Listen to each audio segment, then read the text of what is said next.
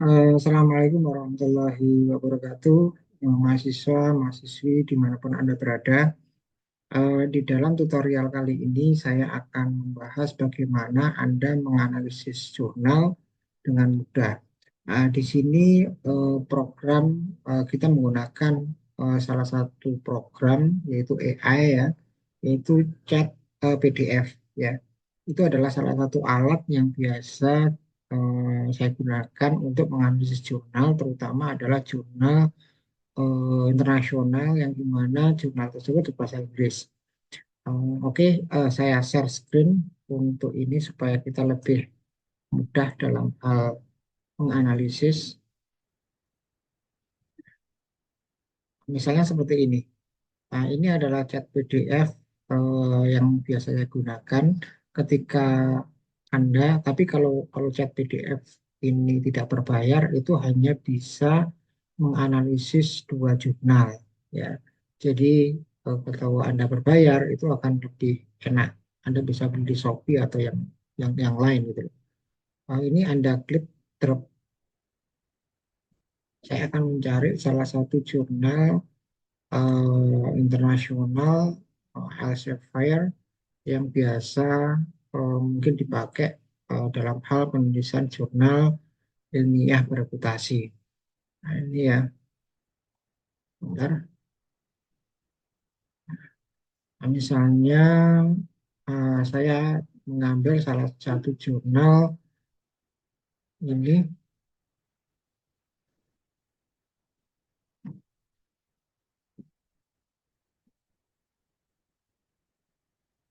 Oke, ini adalah jurnal ilmiah bereputasi di mana jurnal tersebut publishernya adalah Elsevier ya, yang mana reputasi Elsevier ini cukup-cukup baik biasanya. Biasanya dia berprestasi yang baik di mana pengindeknya adalah pengindek bereputasi tinggi ini. Judul jurnal tersebut adalah kita ngomong tentang impact of digitalization and innovation in women entrepreneurial orientation one on sustainability startup intention. Nah, ini diterbitkan di jurnal Sustainable Technology and Entrepreneur. Nah, dari sini Anda jika merasa kesulitan, oh jurnal ini memiliki latar belakang penelitiannya apa? Nah, tinggal aja karena ini bahasa Inggris, Anda tanya aja pakai bahasa Indonesia bisa di sini. Misalnya Anda tanya tentang latar belakang ya, penelitian dalam jurnal ini. Ya saya kayak gini. Nah, di sini akan muncul latar belakang penelitian. Nah, di sini ditulis latar belakang penelitian dalam jurnal ini fokus, maaf, berfokus pada pentingnya memahami faktor-faktor yang mempengaruhi tujuan startup di kalangan wanita pengusaha di Lebanon. Bla bla bla. Nah, di sini banyak pemaparan yang berkaitan dengan latar belakang penelitian. Nah, Anda bisa juga lihat di abstraksi ini. Tapi kalau Anda kesusahan dalam hal menerjemahkan, bisa Anda gunakan terjemahan misalnya translator di Google Translate. Terus kalau biasa saya gunakan itu adalah mencari variabel karena di sini kira-kira pokok penelitiannya tentang apa loh. Jadi saya tanya variabel penelitian.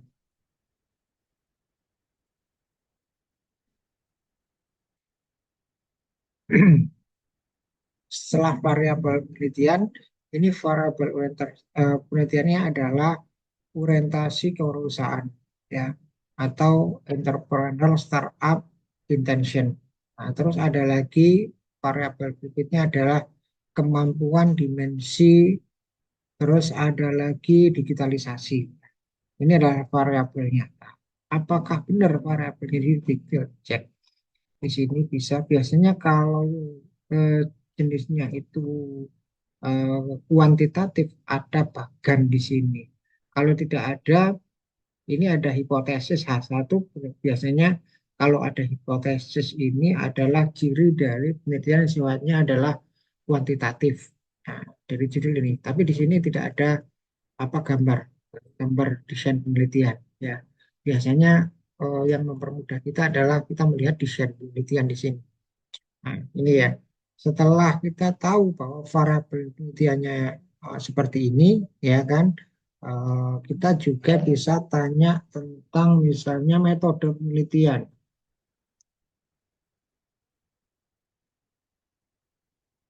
Ini metode penelitian yang digunakan. Metode penelitiannya adalah di sini desain penelitiannya adalah menggunakan pendekatan kuantitatif dengan model hipotesis yang seperti saya sebutkan tadi. Terus ini adalah metode samplingnya, sampel penelitian. Penelitian ini sebanyak 351 wanita pengusaha di Lebanon. Terus di sini medianya menggunakan survei yang dikirim kepada 450 wanita dengan tingkat partisipan sebesar 78% atau 351 tadi.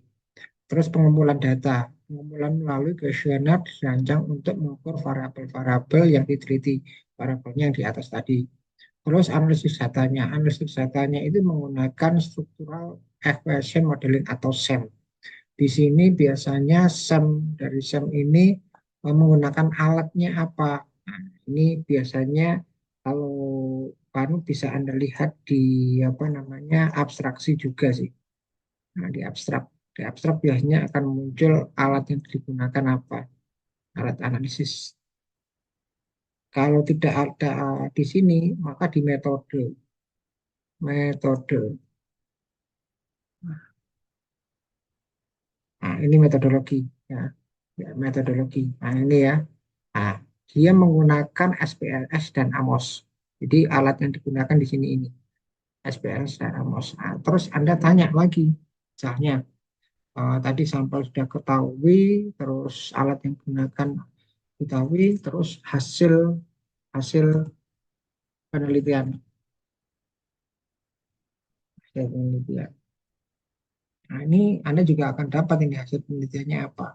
Hubungan positif antara orientasi perusahaan dan nilai menuai, menuai usaha dan lain-lainnya. Jadi dimensi usaha. Nah, ini adalah hasil penelitian. Atau Anda juga bisa tanya tentang novelty atau kebaruan di sini. Tetapi dalam hal penulisan desain penelitian Anda, yang paling penting karena Anda mengumpulkan apa namanya jurnal itu tujuannya adalah membuat desain penelitian, maka yang paling penting Anda kumpulkan adalah variabel tadi. Jadi ini ada variabel yang bisa Anda identifikasi, variabel dependen, independen, terus variabel dependen ini Anda kumpulkan. Ini anggapannya adalah ketika Anda membuat desain penelitian atau desain sesuatu, desain sebuah rumah misalnya, maka Anda akan mencari contoh-contoh desain yang sudah ada. Anggapannya ini adalah komponen-komponen dari desain tersebut. Jadi Anda mencontoh membuat desain dari desain orang lain yang dimana Anda kumpulkan dari beberapa desain menjadi originalitas menjadi desain Anda sendiri. Intinya adalah seperti itu. Nah, ketika Anda desain ini sudah apa namanya sudah ketemu ya apa namanya variabelnya ketemu, desainnya sesuai dengan penelitian Anda, sudah ada daya jurnalnya, tinggal Anda menggunakan metode pendekatan apa penelitiannya. Kalau kuantitatif, nah ini tentunya di jurnal juga sudah ada gitu loh. Anda tinggal milih saja, oh saya pakai metode pendekatan kuantitatif, maka Anda menggunakan metode kuantitatif itu akan jauh lebih mudah karena ada contoh. Terus dengan desain Anda ini, nanti metode pengambilan datanya bagaimana? Metode samplingnya bagaimana? Nah, di sini juga ada contoh dari jurnal-jurnal 1, 2, 3, atau jurnal yang lain itu Anda tinggal milih salah satu aja yang Anda gunakan. Terus setelah metode sampling, penyebaran kuesioner atau yang lain-lain, ya terus ada metode analisis data. Nah, metode analisis datanya menggunakan apa? Oh, saya menggunakan SEM. Alat yang saya gunakan itu adalah SPSS atau AMOS. Ada lagi Lisrel atau yang lain. Ya, bebas. Anda ingin menggunakan alat apa? Tentunya alat itu sesuaikan dengan desain penelitian Anda. ketika Anda desain penelitian Anda itu misalnya hanya kausalitas, mencari hubungan saja, maka SPSS cukup gitu. Tetapi kalau di sana terdapat variabel yang lebih unik, misalnya adanya variabel moderasi, mediasi, dan lain-lain, maka Anda bisa menggunakan AMOS, Smart TLS, atau Lisrel. Tapi di sini saya tidak merekomendasikan menggunakan Smart TLS karena tingkat toleransi Smart TLS cukup tinggi, sehingga tingkat kepercayaan terhadap software ini cukup disaksikan di dunia akademis. Jadi yang biasa dipakai mungkin yang lebih direkomendasikan adalah AMOS atau Lisrel itu. Tapi untuk mahasiswa tingkat sarjana strata 1 cukup menggunakan alat-alat yang sederhana seperti SPSS. Ini adalah metode yang biasa saya gunakan dalam hal analisis jurnal. Anda bisa pilih lagi misalnya jurnal lain. Nah, ini kan satu jurnal ya. Misalnya jurnal lain ini,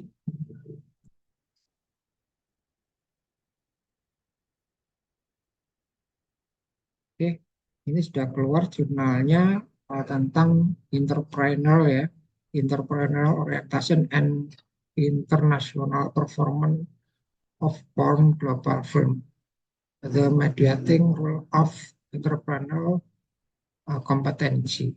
Ya, di sini biasanya yang paling mudah itu adalah Indonesian. Jadi Anda mengumpulkan desain ini yang saya maksud tadi. Kalau tidak ada desain, cukup Anda jabarkan di hipotesis.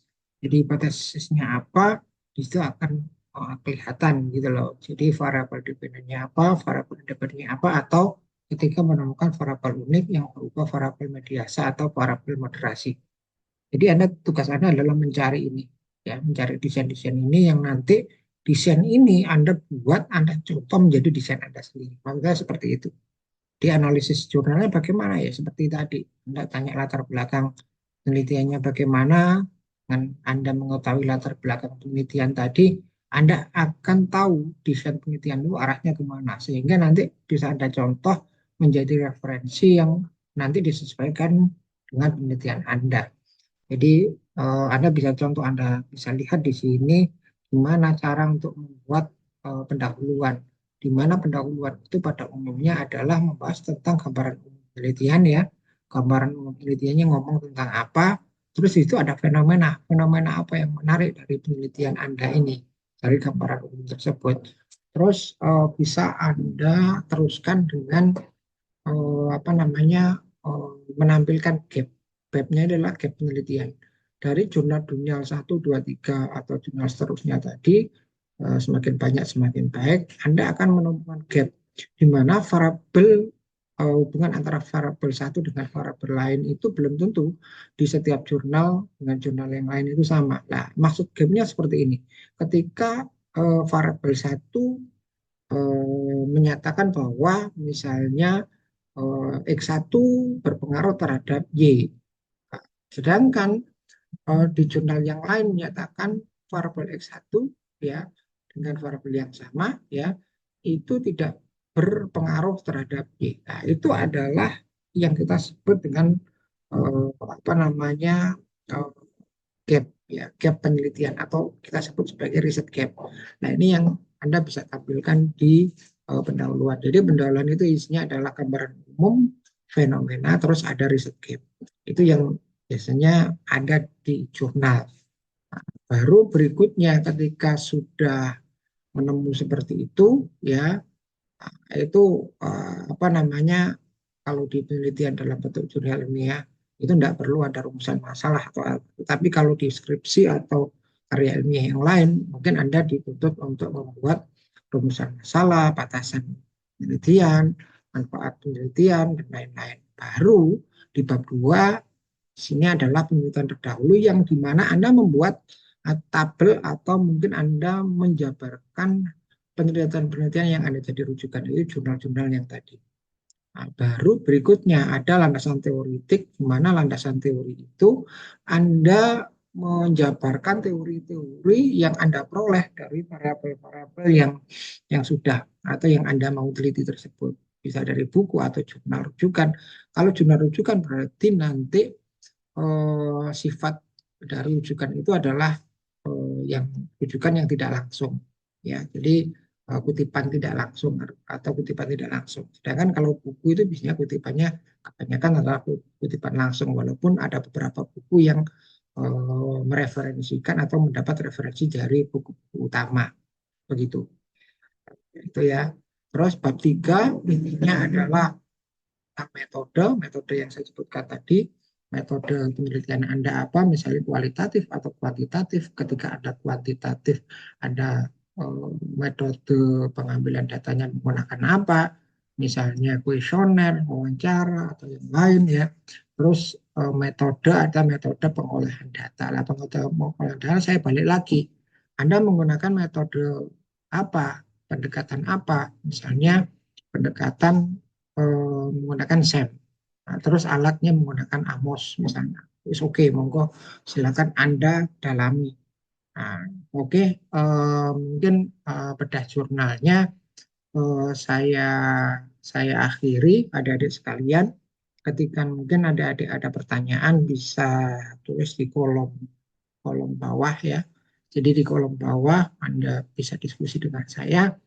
Nanti kita bahas dari apa yang mungkin Anda tidak mengerti. Itu aja, saya akhiri pertemuan ini. Wassalamualaikum warahmatullahi wabarakatuh.